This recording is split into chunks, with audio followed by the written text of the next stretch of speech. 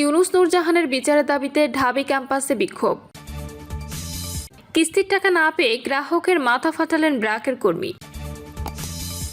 জানাবো অদৃশ্য দুই বিদ্যুৎ খেকো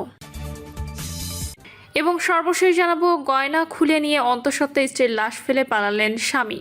দর্শক শুনছিলেন সংবাদ শিরোনাম, এবার জানিয়ে দিব বিস্তারিত সংবাদ। তবে তার আগে অনুরোধ থাকবে ভিডিওটিতে একটি লাইক দিন এবং ভিডিও সম্পর্কে আপনাদের গুরুত্বপূর্ণ মতামত কমেন্ট করে জানিয়ে দিন।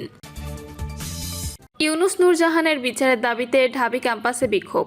সারা দেশে হামের প্রাদুর্ভাবে অন্তত 3 শতাধিক শিশুর মৃত্যুর অভিযোগ তুলে এ ঘটনায় নিরপেক্ষ তদন্ত ও সাবেক অন্তর্বর্তী সরকারের প্রধান উপদেষ্টা ডক্টর মোহাম্মদ ইউনুস এবং স্বাস্থ্য উপদেষ্টা নূরজাহান বেগমের বিচারের দাবি জানিয়েছেন ছাত্র সংগঠন বিপ্লবী ছাত্র মৈত্রী। একই সঙ্গে হামকে মহামারী ঘোষণা করে তা প্রতিরোধে জরুরি ও সর্বাত্মক পদক্ষেপ নেওয়ার আহ্বান জানানো হয়েছে। সমাবেশে বক্তারা অভিযোগ করেন, হামের বিস্তার নিয়ন্ত্রণে সাবেক প্রশাসনের চরম ব্যর্থতা রয়েছে। বিপুল সংখ্যক শিশুর প্রাণহানির জন্য তৎকালীন সরকার প্রধান ও স্বাস্থ্য উপদেষ্টাকে দায়ী করে তাদের বিচারের দাবি জোরালোভাবে উপস্থাপন করেন নেতাকর্মীরা। বিপ্লবী ছাত্র মৈত্রীর সাধারণ সম্পাদক জাবির আহমেদ জুবেল বলেন, অন্তর্বর্তী সরকার নিজেদের মুনাফার জন্য এভাবে শিশুদের মৃত্যুর দিকে ঠেলে দিয়েছে। এই অপরাধে তাদের কঠোর শাস্তি হওয়া দরকার। তিনি আরও বলেন, বাংলাদেশের 64 জেলার মধ্যে 58টি জেলায় এই হামের প্রকোপ দেখা দিয়েছে। সরকারকে উদ্দেশ্য করে তিনি বলেন, হামকে মহামারী হিসেবে ঘোষণা করে এটিকে সর্বাত্মকভাবে প্রতিরোধ করতে হবে। তিনি অভিযোগ করেন, হামের এই প্রকোপ এবং এর বিরুদ্ধে কার্যকর কোনো ব্যবস্থা না ইন্টারিম আমলে দেখেছি, তা না বর্তমান সরকারের সময় দেখছি, বরং মনে হচ্ছে তারা যেন অপেক্ষা করছে আর কত শত প্রাণ ঝরে যাবে, কত শিশুর জীবন বিনষ্ট হবে। একই সময় বিশ্ববিদ্যালয়ের কেন্দ্রীয় খেলার মাঠে অস্থায়ী মেডিকেল ক্যাম্প স্থাপনে আপত্তি জানানোর ঘটনায় ডাকসু নেতাদের সমালোচনা করেন তিনি। ঢাকা বিশ্ববিদ্যালয় শাখার সাধারণ সম্পাদক জাহিদুল ইসলাম রিয়াদ বলেন, বাংলাদেশে এখনও পর্যন্ত হামে আক্রান্ত হয়ে 3 শতাধিক শিশু রেজিস্টার্ডভাবে হাসপাতালে মৃত্যুবরণ করেছে। এখনও পর্যন্ত বাংলাদেশের রাস্তায় মেডিকেলের সামনে, হাসপাতালের দরজায় দরজায় শিশুদের অভিভাবক মা বাবার আহাজারি আর কান্না। সে সময় বিগত অন্তর্বর্তী সরকারের সরকার প্রধান সাবেক প্রধান উপদেষ্টা ইউনুস জাপানে গিয়ে জাপানি শিশুদের সঙ্গে পুষ্প বিনিময় করেছেন। কিস্তির টাকা না পেয়ে গ্রাহকের মাথা ফাটালেন ব্র্যাকের কর্মী। গাইবান্ধার সাদুল্লাপুর উপজেলায় কিস্তির টাকা আদায়কে কেন্দ্র করে বেসরকারি উন্নয়ন সংস্থা ব্র্যাকের এক মাঠকর্মী লাঠি দিয়ে এক নারী গ্রাহকের মাথা ফাটিয়ে দিয়েছেন। আহত ওই নারী বর্তমানে পীরগঞ্জ উপজেলা স্বাস্থ্য কমপ্লেক্সে চিকিৎসাধীন রয়েছেন। বৃহস্পতিবার সকালে সাদুল্লাপুরের ধাপেরহাট পুলিশ তদন্ত কেন্দ্রের ইনচার্জ এসআই সুপদ হালদার বিষয়টি নিশ্চিত করেছেন। এর আগে বুধবার দুপুরে উপজেলা ধাপেরহাট ইউনিয়নের ধাপেরহাট বাজারে এ ঘটনা ঘটে। আহত গ্রাহক লাকি বেগম উপজেলার পালানপাড়া গ্রামের মিন্টু মিয়ার স্ত্রী। অভিযুক্ত এনজিও কর্মীর নাম সালমা বেগম। তিনি ব্র্যাকের ধাপেরহাট শাখায় মাঠ সংগঠক হিসেবে কর্মরত। স্থানীয় সূত্রে জানা যায়, ব্র্যাকের ধাপেরহাট শাখা থেকে 30,000 টাকা ঋণ নিয়েছিলেন লাকি বেগম। প্রায় 1.5 বছর পরও কিছু বকেয়া থাকায় বুধবার বেলা 11টার দিকে ব্র্যাক অফিসের সামনে লাকি বেগমের কাছে কিস্তির টাকা দাবি করেন মাঠ সংগঠক সালমা বেগম। এ নিয়ে দুইজনের মধ্যে বাকবিতণ্ডা শুরু হয় এবং এক পর্যায়ে ব্র্যাক অফিসের ভেতরে ধস্তাধস্তির ঘটনা ঘটে।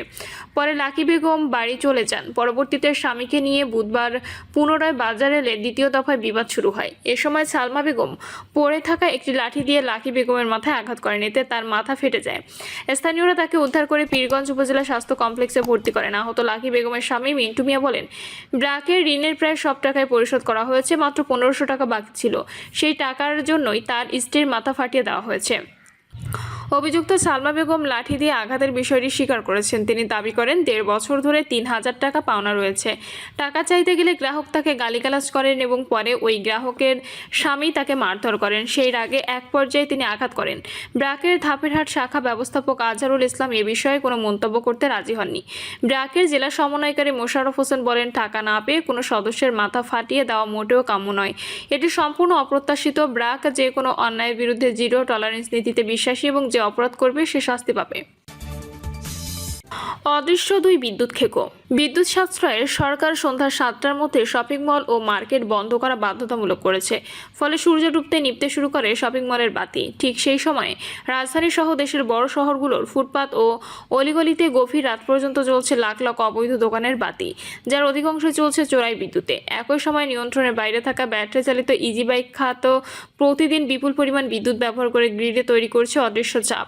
বাণিজ্যিক ব্যবহার হলেও এসব ইজি বাইকে চাপ চার্জিং স্টেশনগুলো কোথাও চলছে আবাসিক লাইন থেকে, কোথাও অবৈধ বিদ্যুৎ সংযোগে, কোথাও বাণিজ্যিক মিটার বাইপাস করে। সরকারের হিসাবে দেশে বিদ্যুৎ উৎপাদন সক্ষমতা 32,000 মেগাওয়াটের বেশি, তবে জ্বালানি সংকটের চাহিদা 15,000 মেগাওয়াট হলেই যোগান দিতে হিমশিম খাচ্ছে বিদ্যুৎ বিভাগ। এই কারণেই সন্ধ্যায় শপিং মল বন্ধের সিদ্ধান্ত নেওয়া হয়েছে। তবে বিশেষজ্ঞরা বলছেন, মোট উৎপাদিত বিদ্যুতের দাম 11% বাণিজ্যিক খাতে ব্যবহার হয়। ফলে 3 ঘন্টা শপিং মল বন্ধ রেখে বিদ্যুতের আহামরি উন্নতি সম্ভব নয়। উল্টো ব্যবসায়িক ক্ষতি অনেক বেশি হবে। বিদ্যুৎ সাশ্রয়ের প্রয়োজন চুরি ও অবৈধ ব্যবহার ঠেকানো।